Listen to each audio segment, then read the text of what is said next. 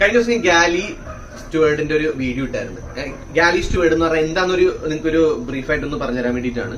ഗാലി steward എന്ന് പറഞ്ഞാൽ നമ്മുടെ കിച്ചണില് ഹെൽപ്പേഴ്സ്, അതായത് ഷെഫുമാരെയും സൂപ്പർവൈസർമാരെയും F&B, അതായത് ഫുഡ് ആൻഡ് ബിവറേജിലൊക്കെ അവരുടെ ഡിപ്പാർട്ട്മെന്റിലെ കിച്ചണിൽ വരുമ്പോഴുള്ള ഹെൽപ്പേഴ്സിനാണ് ഈ ഗാലി സ്റ്റുവേർഡ് എന്ന് പറയുന്നത്. അത് നേരത്തെ പറഞ്ഞിരുന്ന പേര് ഗാലി യൂട്ടിലിറ്റി എന്നായിരുന്നു. അത് കഴിഞ്ഞിട്ട് ഗാലി ഓപ്പറേറ്ററായി ഇപ്പൊ ഗാലി സ്റ്റുവേർഡ് എന്നാണ് പറയുന്നത് കേട്ടോ. അപ്പൊ മെയിൻ ആയിട്ട് നമ്മൾ ഗാലി സ്റ്റുവേർഡിന്റെ ജോലി എന്ന് പറയുന്നത് കിച്ചണിന്റെ ഉള്ളിലാണ്. അതായത് ബ്രൂം ചെയ്യുക, വാഷ് ചെയ്യുക, പ്ലേറ്റ് ഒക്കെ വാഷ് ചെയ്യാണ്ടോ, പിന്നെ അതിന്റെ അടുക്കി വെക്കുക, ഡിഷ് വാഷ്, പോട്ട് വാഷ്, അങ്ങനെയൊക്കെ വരും.